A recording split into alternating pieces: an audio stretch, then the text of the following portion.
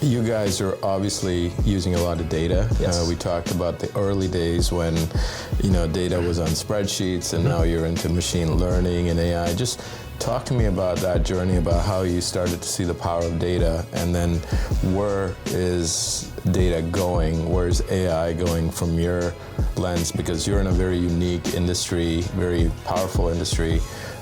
Where do you see AI kind of taking us? Yeah.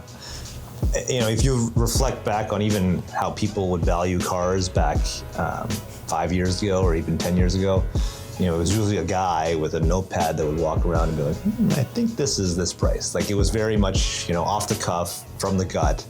Today, access to data, access to online listings, access to data you can purchase is not infinite, but it's very, very big, right? And so we can take that, but to be able to process that and to be able to analyze that on a weekly or daily basis with humans is very expensive and almost impossible. This is where I think this is where AI can really be helpful. And what we've done is we built machine learning models for each make, model of vehicle, so that we can take the data that we've either purchased or our internal data and then spit out a really accurate market price for that vehicle. Right.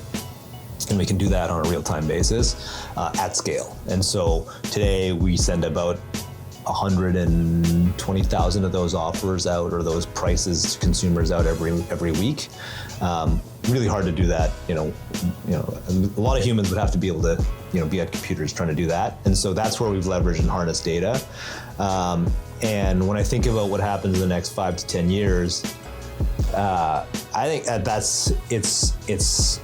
we haven't even scratched the surface around the use cases for AI. And I think people obviously know ChatGPT and some of these other tools, but we're in in terms of consumer adoption, year 2 or 3. Right. And so if you think about what consumer adoption for the internet was in year 2 or 3, which was like the late 90s, early 2000s, right? Like, the use cases for every other, back then, the use cases for the internet were a fraction of what they actually are, because we have it in what those use cases are. And so I think I draw that analogy to AI, because sure, there's a few use cases, you can automate like customer, interactions, but like some of the video technologies, I think in 5 years, we spend hundreds of thousands of dollars to produce a TV commercial, right? I think you can do that for a couple $1,000s in a couple of years, because all of that can be AI generated, right? So I think there's going to be incredible cost savings. I think there's going to be some really interesting use cases, but I couldn't even tell you what that is or what those will be, because if you and I were sitting here having this conversation back in 1999 or 2000 and talking about what the potential things for the internet would be, I don't know. I wouldn't have said that you can order ride sharing on an app.